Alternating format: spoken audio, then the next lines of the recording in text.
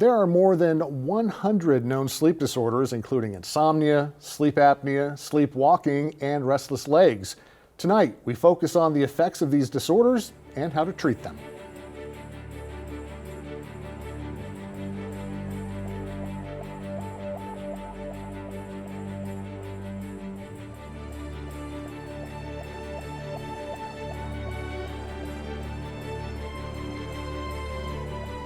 Good evening and thanks for joining us for WTVP's Docs on Call. I'm Mark Welp. We spend about 1/3 of our lives sleeping or trying to sleep. Here to help us get the rest we need is Dr. Ravi Kashyap. He is the medical director at the Carle Health Methodist Hospital Sleep Lab in Peoria. Doctor, how are you? Pretty good. Thanks for asking. How are you doing? I'm doing great, thanks. Well, I don't know. You can tell me if I'm doing great because we're going to talk about sleep. And let's start off by talking about how much sleep people should get. And let's kind of start with kids and work our way out there. For the kids, of course, like babies, they might sleep for 20 hours a day. But as we grow, like 3 to 4 years old, at least 14 hours a day would be good for them. And when they grow older, 12 hours, 10 hours would be, in the pediatric population, would be reasonable. Now, once they become 12, 13, 14, I would say 8 to 10 is the right amount. And of course, with the school and everything else, they may not be able to get that, but at least 8 would be essential when they are teenagers. Adults, we know that's for sure, 8 hours is the minimum, or average, I should say. Mm-hmm. Between 7 to 9 hours is the right amount of sleep. Now, everybody needs to know themselves. Like, some people might do quite well with the 7 hours of sleep. Some people might need 9 hours of sleep. And only way to know that would be, some patients would tell me that over the weekend, they're able to sleep in, and after 9 hours of sleep, they feel much better during the daytime. They are 9 hours people. Many people say 7 hours is good enough for them. So people need to figure out what's the right amount for them between 7 and 9 hours. Less than 7 hours is not adequate. If you're sleeping more than 9 hours and you need more than 9 hours, there could be a problem. You definitely need to talk to your doctor to see why after 9 hours of sleep you're still feeling tired and sleepy. Sure. Well, let's talk about some of these sleep disorders, especially the common ones. Why don't we talk about sleep apnea? A lot of people suffer from sleep apnea, and give us the definition exactly of what that is. So sleep apnea itself, what it means is stoppage of breathing, right? And we define that for our purposes for more than 10 seconds. So if you look at the sleep apnea, the stoppage of breathing while you're sleeping, right, when you don't know about it. And not to go into too many details at this time, a common one is obstructive sleep apnea, because there's obstruction in the airways that stops you from breathing. And not so common is called central sleep apnea, when for some reasons, either some abnormality in the brain or some unknown reason, brain forgets to breathe. But that's not so common. So going to the more common one is obstructive sleep apnea. There's a narrowing of the airways anywhere from posterior oropharyngeal area to the vocal cord, so somewhere in between. And once the people go to sleep, their neck muscle have excessive relaxation for the people who have a sleep apnea. And they start snoring, and then they quiet. And then, because they're not breathing, right? When they don't breathe, there's no airflow to the lungs, and the whole body gets deprived of oxygen, right? So brain wakes up. We call micro arousal. Patients are not aware of it. Make the neck muscle go back to normal, they will start breathing again, get the oxygen, the brain says, my job is done, goes to sleep, right? Neck muscle go back to relaxing again, and the same cycle can repeat itself again and again. Patient may be completely unaware of it. They may say, I wake up a few times a night, I don't know why I wake up, but I go back to sleep and I sleep well. Their complaint is when they wake up in the morning, they say, I don't feel well rested. Most people would say after lunch hours, it's very hard for them to stay awake. And if they're relaxing themselves in the evening, watching TV, reading a book, whatever, they are unable to kind of finish what they're doing. So that's what the lack of sleep is doing, because brain keeps waking up every time they stop breathing.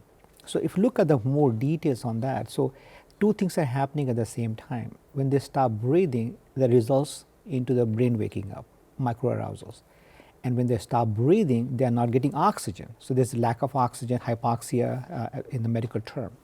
So that's maybe happening 10, 20, 30, 40, 50, 100 times an hour. The worst I've seen 180 times an hour. So that's kind of excessive. But it's not uncommon for us to see people stop breathing 30 to 40 times an hour. And when I tell them, they say, no way. I would have known. But their spouses would concur with, and our spouses or significant other or bed partner would say, oh, yes, you do that. Anyway, so let's say 30 times an hour. I'm just saying one of the numbers. So 30 times an hour, the brain is waking up, right? So in the daytime, the brain did not get, brain says, I did not get my rest. The whole night I kept waking up. So they'll be very sleepy and tired. So lack of sleep can cause sleepiness, tiredness, fatigue, sometimes short-term memory loss, morning headaches, depression, anxiety, accidents while driving, amongst other things. Now there's lack of oxygen because they're not breathing, right? And over time, it can affect the heart and the brain, amongst other things. And things it can cause or increase the risk of is high blood pressure, irregular heartbeat, also known as atrial fibrillation, diabetes, heart attack, stroke, pulmonary hypertension, amongst other things.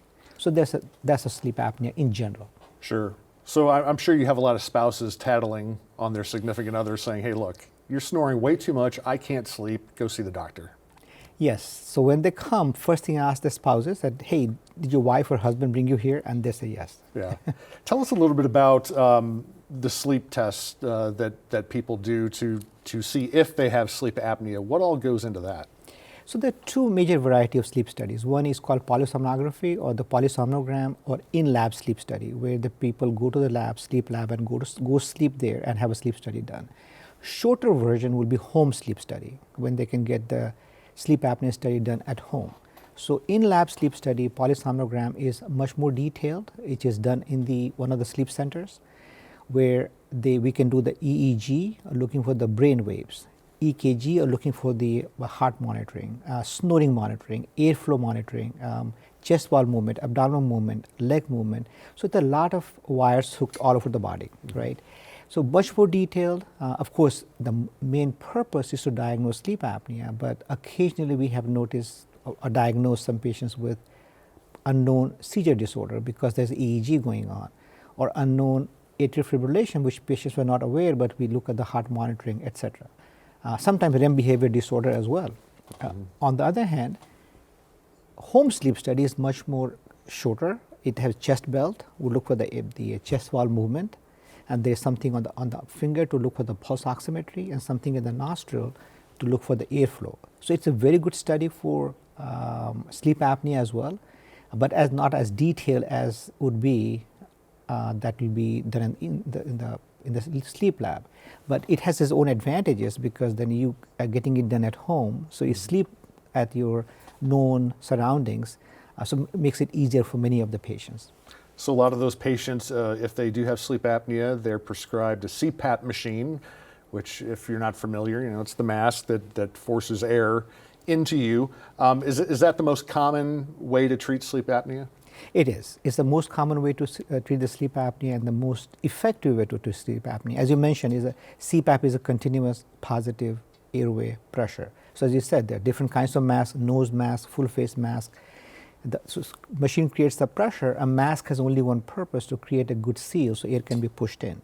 So of course, there's a learning curve and getting used to it, but majority of the patients who are able to use that, they feel a whole lot better. And then after a while, they would not go anywhere without it. I have patients who go to the camping and put some kind of a battery operated or some kind of adapter to use during the camping as well. So that's the most common one. Yeah. So a lot of people, though, have a rough time with the mask, and that's why there's different types of masks. I've gone through all of them.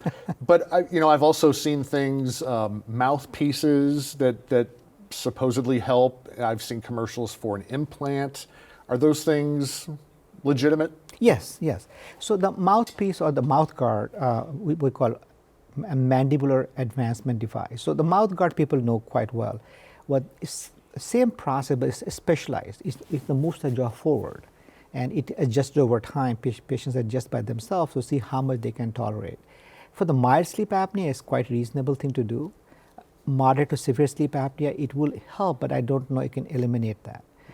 So always tell my patient, if you want to go through that route, make sure that don't do it by yourself, because remember, it puts a pressure on your teeth. So I always tell them to go to orthodontist or dentist who can manage that, prescribe it for them, and keep watching the any tooth deformity as well.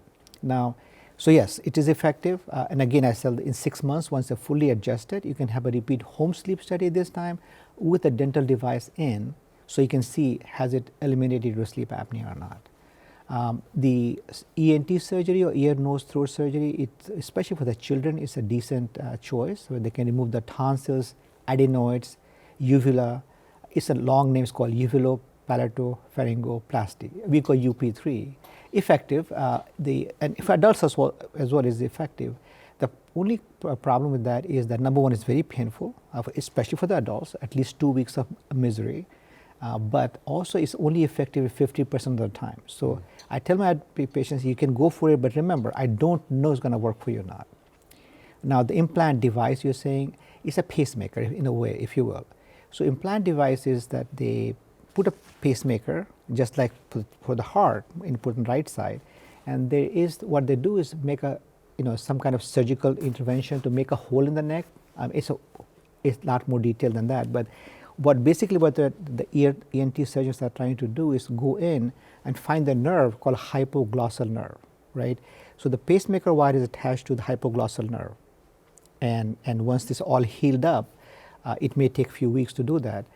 Then of course, there's a pacemaker underneath the skin, and there's a remote control. So there's a titration process. So the way it works is when they turn it on, when they breathe in, it stimulates so it kind of, so lack of better term, zaps it a little bit. So okay. It gets zapped to the nerve, and the tongue moves forward. And then when you breathe out, it moves backwards. So every time they breathe in, so there is a whole, a device and mechanism that it figures it out with breathing in and out. So in general, what it's doing is that it moves tongue forward and backwards, tongue forward and backwards. So that's how it prevents because the tongue is moving forward, there's more space in the back of your throat, and it helps to, let the air go in. So it takes a few months overall to fully get adjusted to it. Has it been effective? Yes. Of course, there's a criteria for that so far the insurance company would have your body mass index has to be less than 32, your apnea hypopnea index has to be between 15 to 60, and you have failed to use a CPAP machine. So those are 3 criteria insurance company require. So yeah, it is effective, but again, this is the whole details about the device. Very interesting. We could talk about sleep apnea the whole program, but we better get on to some other things. Let's talk about insomnia. A lot of people throw that term around. Oh, I couldn't sleep last night, I have insomnia. Is there a medical definition for insomnia that's different than just, oh, I had trouble sleeping last night? Yes, insomnia would be on consistent basis that you are unable to fall asleep or maintain sleep on the chronic basis, not 1 night or 2 nights with no obvious reason. So you're right. I mean, I just heard that you went for the concert last night. So if you didn't sleep well, this is not insomnia. You just inadequate sleep time. So sorry, I had to bring that up. Bad choices. No, it's a good choice. What I'm saying is that's inadequate sleep, right? But the insomnia would be chronic basis. They try to go to sleep and they cannot fall asleep, and then there's a sleep onset insomnia. Or they fall asleep very quickly, but they wake up in the night. We all do, for whatever reason, and they're unable to go back to sleep again for hours. So sleep maintenance insomnia. So that's insomnia. In general, there could be medical reasons for that. Some of our own habits might be doing that. So it's a very detailed process of evaluating the patients with insomnia to see what's happening and how that can be corrected. So when should people be concerned and go to someone like yourself to see if they have an issue? So if they are trying to fall asleep and they cannot fall asleep, or that they're in the bed for 8 hours, for example, and even then in the daytime they say, I don't think I slept well. I kept watching my watch and I cannot sleep. In the daytime I'm very sleepy because I cannot function properly, I cannot focus, or I tend to doze off at inappropriate times. That means they're not getting enough sleep, and that's a good time to go see a doctor. And of course at that time your family doctor or us as a sleep doctor, we go through the whole details. When somebody comes for insomnia, we just don't take their words for it. We trust them, but we go through the whole questionnaire. Like sleep apnea, sometimes people think they have insomnia, or some people may have different and inadequate sleep habits. So we go through the whole process and to diagnose whether something else is going on or they actually have insomnia. So what are the more common causes of insomnia that you see? So teenagers and young adults, most common cause will be inadequate sleep time. They're not sleeping enough, and then, so the teenagers, for example, Saturday they sleep at, I'm just saying, 2 a.m., Friday 2 a.m. Now Sunday, they want to go back to bed at 11 p.m. or 10 p.m. and the internal clock is reset. And you cannot just reset it back to like by 3 or 4 hours in one day. So on Monday, they're trying to sleep but cannot fall asleep till like 12 or 1. And Tuesday maybe 12, and Wednesday 11, and come Thursday, Friday they're back to sleeping at 2 a.m. So that's a common one. Like people try to change their habits based upon the weekends and weekdays, and brain is never able to adjust to that. So that's one of the common causes. Of course, the sleep habits, like common things will be to train our brain that this is my sleep room. This I'm going to go and sleep. So do no work at the sleep in the bedroom. No watching TV. Light reading is okay, but nothing beyond that. So use the bedroom only for sleeping, not for watching TV, not for doing any work, none of that. Not for eating, everything outside the bedroom. Try to maintain the same sleep time, a very similar sleep time during the weekends and the weekdays. That will be very helpful. A comfortable temperature, 68 degrees most people like, but some people like a little more, little less. So whatever is comfortable for them. Dark room, quiet room, those are important things. So if this way they can train themselves to kind of fall asleep properly, and if they're maintaining that, and if they wake up in the night, sometimes people say, what did I miss? So open the phone and say, what did I miss? Please don't do that. It perpetuates the insomnia. So removing those conditions would be the first thing to do. And then, of course, there could be some medical conditions. Sometimes depression can cause early morning awakenings.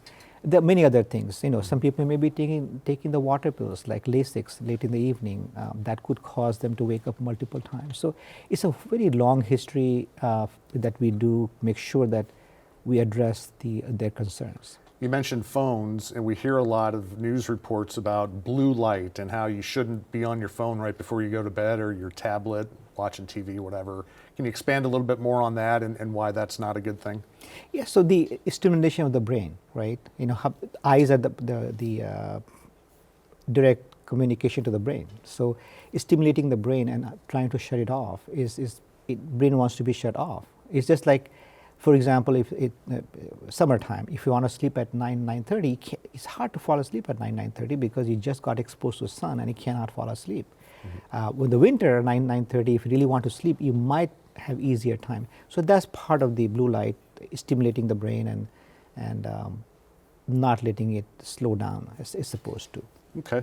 What about caffeine? I know some people who they say, I will not drink caffeine after 4 p.m., otherwise I won't get to sleep. I know some people who could drink it all night. What kind of effect does caffeine have on some people? Well, definitely, you're right. The caffeine, I'm a caffeine addict myself, so I know that. But then you need to figure out what time it is. Again, it's very individual. Like you said, my wife can drink coffee and go to sleep. Me, if after 5 p.m. I have caffeine, I cannot fall asleep. So caffeine works for 12 hours. So the people may be drinking caffeine at 12 p.m. and still unable to sleep. So again, we need to know our own body and figure it out that, okay, why can't I sleep today because I had the caffeine later in the evening? And if that happens, it should not. In general, 4 to 5 p.m. would be a good time to end any caffeine. But again, as you said, some people just they broke all those fibers between caffeine and the brain nerves. It's okay, all broken. I can have caffeine just like water and it doesn't bother me. Yeah, I guess it's trial and error. You just got to figure out Correct. what you can handle, what you can't. What about over-the-counter medications? I know melatonin's one that a lot of people swear on. I've heard magnesium. What are your opinions on taking over-the-counter medicines to help you sleep better? So the melatonin is a chemical secreted by our brain in a very minuscule amount, and it clearly has shown to be associated with good sleep or making you fall asleep. So that's the melatonin. Now, the over-the-counter medications has much higher dosages. I haven't seen much of side effects as long as not taken an overdose. So if you're taking 3 to 5 milligrams, up to 5 milligrams of melatonin a night, and if it's helping you to fall asleep, I think it should be okay. Other over-the-counter, there's so many other medications that it's hard to kind of pinpoint to see which other medications which would they be taking. But if they want to take it, I would definitely recommend to talk to the doctors. Number one, what the side effects would be. Number two, which is also important, is what's the drug interaction between that medication and other medication they might be taking. Mm-hmm. And what about prescription medications? Are those for more extreme cases, or how do you judge who should be taking those? So after they have ruled out, let's say for example they have insomnia, they have sleeping, doing everything they're supposed to do, there's no medical condition causing insomnia, they have what we call primary insomnia, or the insomnia, just how they are. So the prescription medications are very helpful for that. They are, and again, shorter acting medication would be better, which works for 5 to 7 hours would be the preferred medication in my perspective. For the longest time, we thought it should only be taken, for a few days, which is also a good idea. But we thought taking it on the chronic basis might cause lots of problem. But we have seen some patients just, despite everything they have done, once they try to get off the medication, the insomnia comes back. So if that's the case for them, it's okay to take that as long as the physicians are, they're in touch with the physicians. Mm-hmm. But again, lesser the better.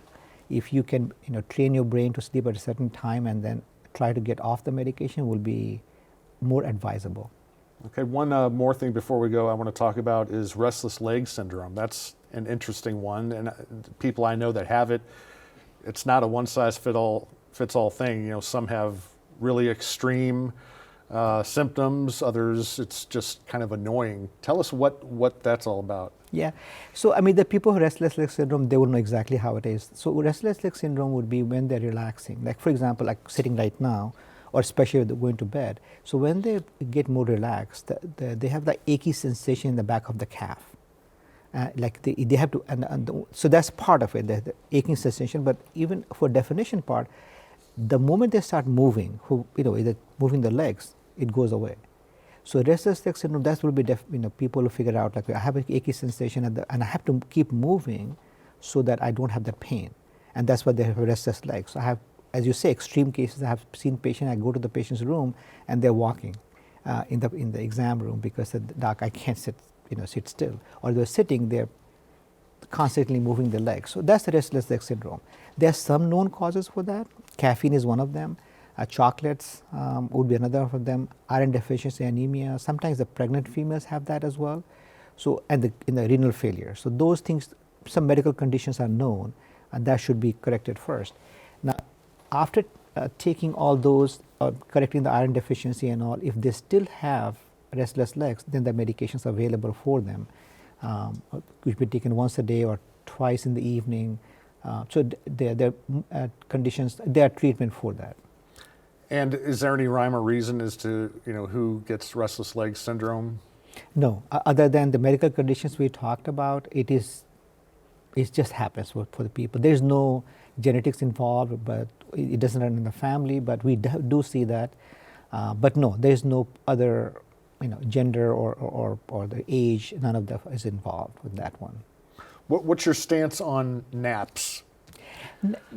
Yes. The naps are very interesting. The naps, depending about what we call nap, if in ideal world, right, suppose during the lunch hour, if you take a 20 minutes nap, and I mean 20 minutes nap, not 25 or not 1 hour, may be somewhat beneficial if you can manage a 20 minutes nap if you need to, right?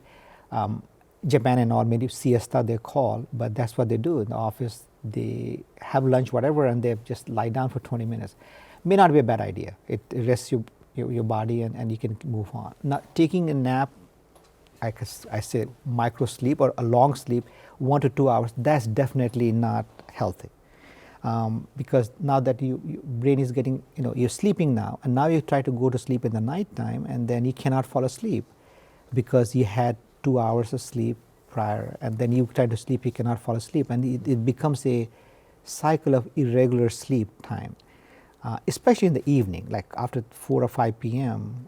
If you have to take a nap, it has to be 20 minutes or less, not more than 20 minutes. Interesting. Well, Doctor, we appreciate you coming in. Dr. Ravi Kashyap is with Carle Health Methodist Hospital, the Sleep Lab in Peoria. We appreciate all the great information tonight, and thanks for coming in. Thank you. All right. And you can watch this show again and share it at WTVP.org. You can find out about future show topics on our Facebook and Instagram pages. And we always want to know your questions and topic suggestions. You can message me on social media or leave a comment. Thanks for watching, and take care of yourself and your family.